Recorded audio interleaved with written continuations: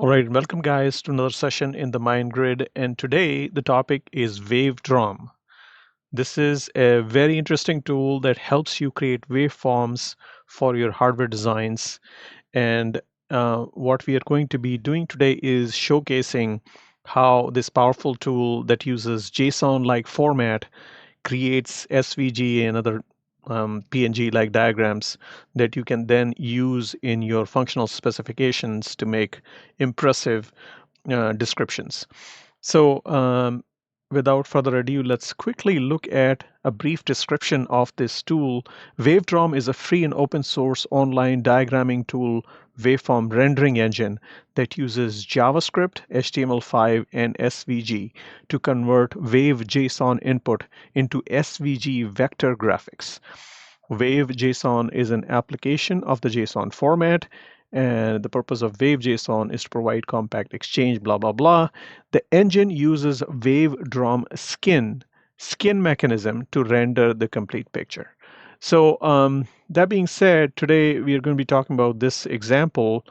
Although this is just a starting point, I'm going to bring more videos to showcase different examples, but today is a very, it's like a 101, so I'm going to go through a very simple example, although it'll showcase how powerful this mechanism is and hopefully introduce enough so that you can start creating your diagrams. So that being said, this is an example. And if you go to their website, which is waveform.com, you can see there what they call the Hitchhiker's Guide, which describes exactly how these things work. And obviously, I'm going to give you a quick starter so that you don't have to read this manual.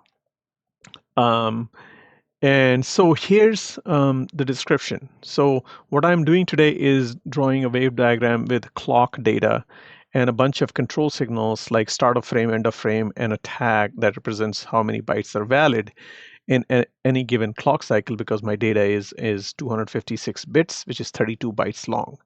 So all hardware designers fairly familiar with all this, and there's nothing to be explained. The clock in my case is positive as triggered, which is where the logic will be seen by the design. And so without, I guess, delays, let's look at how we represent these in terms of a JSON format. So first thing is there is a structure called signal. And the signal describes all the various signals, so clock, data, SOFUF tag. Moreover, you can make lists of these signals. So in my case, I have defined a list named control. Within the signal, I have named a list named control. And inside this list, obviously, I've used this blank signal to create some space here between these. So that's okay. You can inject space characters, space in your signals. But there is this grouping. And so the grouping is called control in my case, which shows the control signals SOFUF and tag. And then we look at how do you format these. So clock signals are special because you can use like these different kinds of clocks, like positive as triggered, negative as triggered, and without, I guess, specific like signaling, like these arrows that point, you can create them without that. You can also show where it starts, so positive, negative, with or without these signalings, right? So because of these clocking definitions, the tool understands where to align your data. So where the clock edge starts is where each cycle of data aligns, right? So now that being said, let's look at the clock. In our case is positive as triggered, and we are using capital P, which implies that we'll see this edge or this arrow diagram. Next is data 255 down to 0. It shows up here. And then you see there's three different sections. So wave, it just describes how it'll draw out these. So in my case, I'm showing that it should be X followed by another clock of data, which in this case, you can show colors. So one would be like a white color. I'm going to show one block of color 2, one block of color 3. I think white is also 2. So 3 is where it starts, and 3 looks like a yellow color, and 4 is like a pinkish color here. So in my case, I'm doing 3, and then dot means there's more of the same. So 3 also gets another clock. And then this vertical bar it shows that the break in the diagram. So then you see this break diagram, and then you see a repeat after that, and then a 4. So one more clock cycle of repeat here, and then another cycle of this color 4.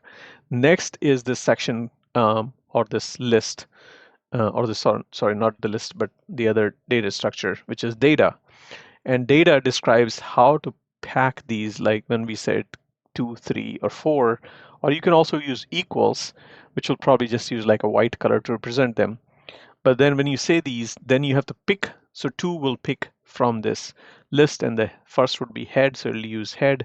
Then 3 would pick from the next, which is the body, and then you get a bunch of these bodies. And then 4 would pick from tail, and you get this tail. Next thing is that we have this node description. So if you want to draw arrows, you will use nodes, and I'll cover that in a second. But basically here it'll just show you the second transition. The first clock transition is nothing. The second transition that you see would label it as B. So this transition is labeled B. And you can add more transitions. You can label them so that you can draw arrows, etc. between them. Next is this set called control. Control is having SOF, UF, and tag. And here the wave is just like, these are single signals. So you can use 0, 1, X, Z. So for example, you could have started with a Z here, and you can see that signal starts at the Z. You can then X here, and then you can show X, right? And then you can make it a 0 here, which is what I want to show, because this is a control signal, which is got to have a good 0 or 1 status. Then similar to that, all the rest remains the same, but node, I've also tried to label these nodes. And so you will see those nodes because I have all zeros. Probably this node doesn't appear, so I don't need that. So nodes obviously are labeling them so that you can draw arrows, and same, I'll show you how I transition that.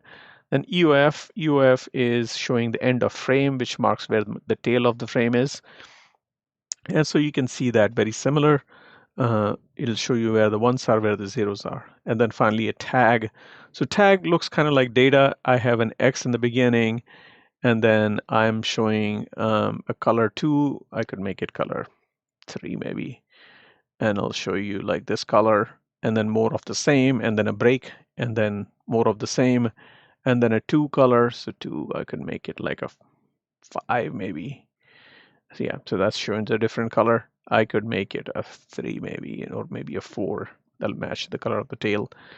Yes. So so there you go. So you can use the same like like data format, and then inside the data, wherever you use colors, you have to pick from this list called data.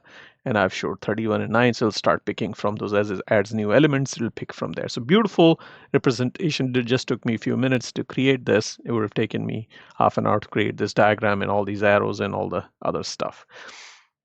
So not much pain at all. It's actually fairly easy. Now let's look at the edge. So edge here goes from A to B. In this case, you can have a spline, or wherever your edges are. Once you have located them, you can do a tilde character. I don't know if I can find tilde here. There you go, a tilde character. And so that'll create, in this case, this is just a straight up. But like, for example, if you move B further down, then you can see like it'll create a spline, right?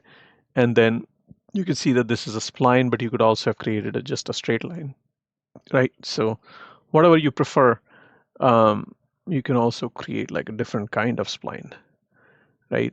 So there's different ways you can represent splines and straight lines, but you can show connections like what edge leads to what, etc. You can draw these connections in your diagram. And so edges are possible. They're part of the signal data structure. And so you can basically create those, and then config. So config shows how compact, for example, this, you can make it pretty compact. See, it just took you a second to create this compact design like that, and it's all containing all the